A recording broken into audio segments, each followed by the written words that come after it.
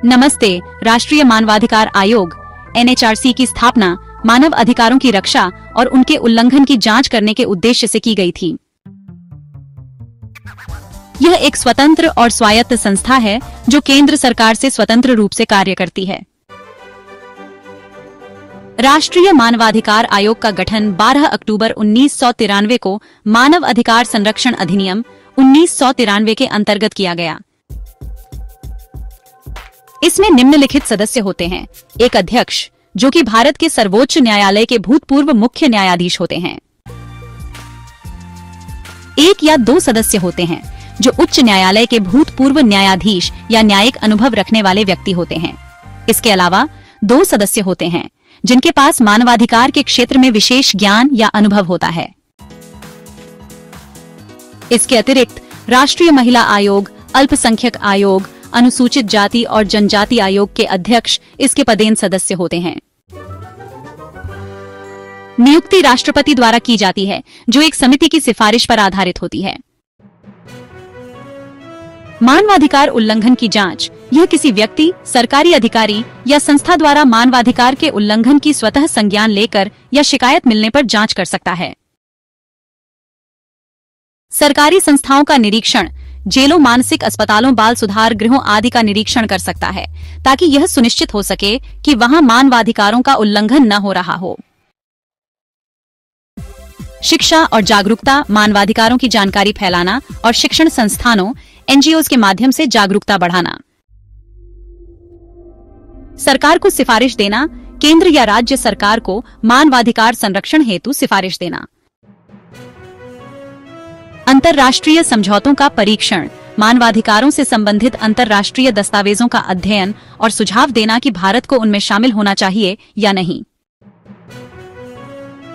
महत्वपूर्ण, यह आयोग न्यायिक संस्था नहीं है, इसलिए इसके आदेश बाध्यकारी नहीं होते, लेकिन इसके सिफारिशों का नैतिक महत्व बहुत अधिक होता है।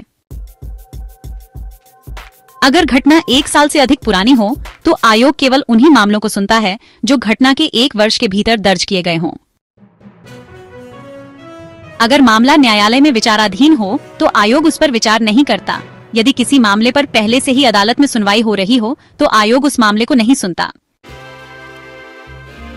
अनाम या अस्पष्ट शिकायतें, बिना ठोस जानकारी या प्रमाण के दी गई शिकायतों को आयोग नहीं सुनता। राजनीतिक उद्देश्य वाली शिकायतें, जो शिकायतें केवल बदनाम करने के लिए हों या जिनका उद्देश्य राजनीति प्रेरित हो, उन्हें खारिज कर दिया जाता है। झूठी या अपुष्ट शिकायतें, गलत तथ्यों पर आधारित या झूठी शिकायतों पर आयोग विचार नहीं करता। निष्कर्ष, राष्ट्रीय मानवाधिकार आयोग मानव गरिमा और अधिकारों की रक्षा के लिए एक अत्यंत महत्वपूर्ण संस्था है। यद्यपि इसकी सिफारिशें बाध्यकारी नहीं होती, फिर भी यह देश में मानवाधिकारों की निगरानी और उन्हें सुरक्षित रखने का प्रमुख साधन है। यह महत्वपूर्ण है कि हम इसे समझें और सराहें। राष्ट्रीय मानवाधिकार आयोग की स्थापना 12 अक्टूबर 1993 को मानव अधिकार संरक्षण अधिनियम 1993 के अंतर्गत हुई। यह एक महत्वपूर्ण कदम था जो हमारे देश में मानवाधिकारों को संरक्षित करने के लिए उठाया गया। इसका उद्देश्य नागरिकों के मानवाधिकारों की रक्षा और उल्लंघन की जांच करना है। यह सुनिश्चित करता है कि हर व्यक्ति के अधिकार सुरक्षित रहें और उन पर कोई आंच न आए। गठन, कंपोजिशन, अध्यक्ष, सुप्रीम कोर्ट के पूर्व मुख्य न्यायाधीश, 4 सदस्य जिनमें न्यायिक और मानवाधिकार विशेषज्ञ शामिल होते हैं। पदेन सदस्य, राष्ट्रीय महिला, अल्पसंख्यक, अनुसूचित जाति और जनजाति आयोग के अध्यक्ष। शक्तियां और कार्य, मानवाधिकार उल्लंघन की जांच करना, जेलों व संस्थाओं का निरीक्षण करना, मानवाधिकारों पर सरकार को सिफारिश देना, जन जागरूकता फैलाना, अंतर्राष्ट्रीय मानवाधिकार संधियों पर राय देना। जिन शिकायतों पर विचार नहीं किया जाता: 1. घटना 1 वर्ष से पुरानी हो। 2. मामला अदालत में विचाराधीन हो।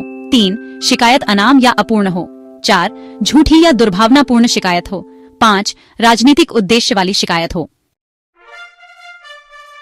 निष्कर्ष, NHRC मानवाधिकारों की रक्षा के लिए एक स्वतंत्र और महत्वपूर्ण संस्था है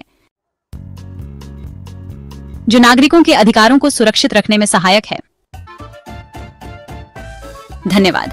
प्लीज वीडियो को लाइक, सब्सक्राइब, शेयर और कमेंट करना ना भूलें।